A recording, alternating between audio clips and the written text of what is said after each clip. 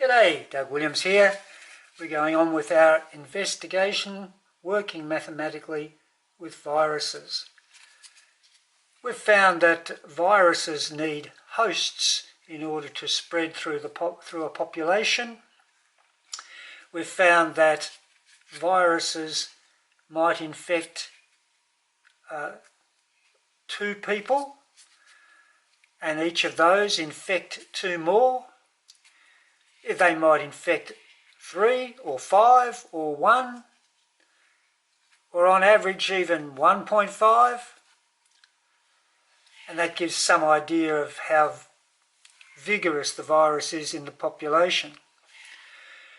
We've discovered that recovery doesn't do much to slow down the path of the virus spread, and we've discovered that you can vary the R value by taking steps such as social distancing and washing hands and wearing masks and having a restricted number of people in spaces and so on.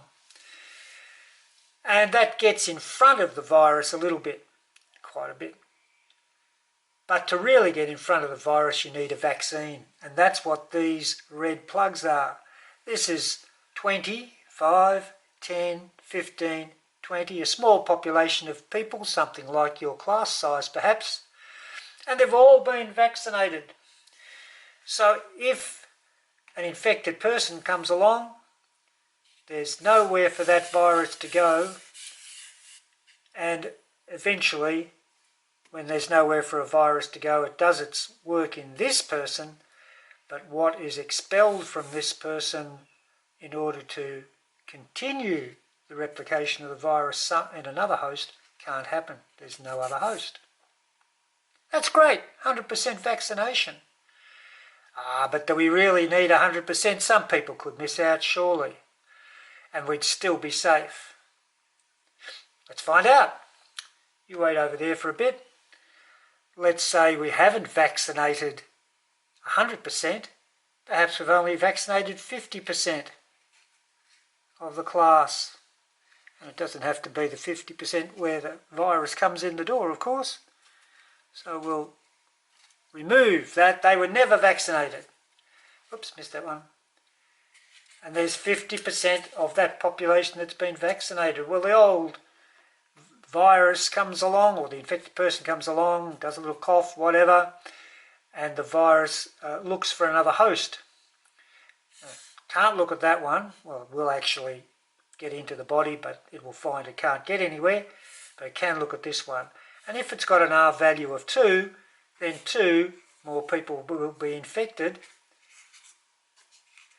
And now these ones can have a go at the population that's left. So there's still room for them to move very quickly.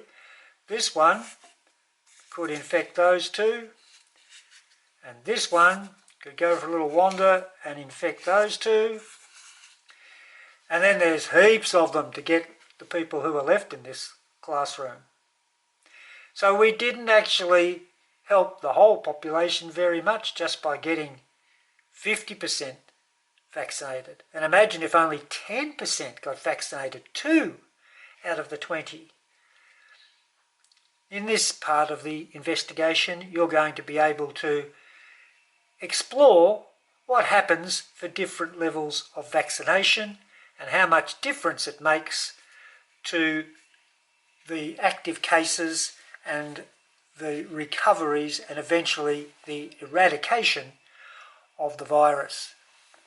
See ya!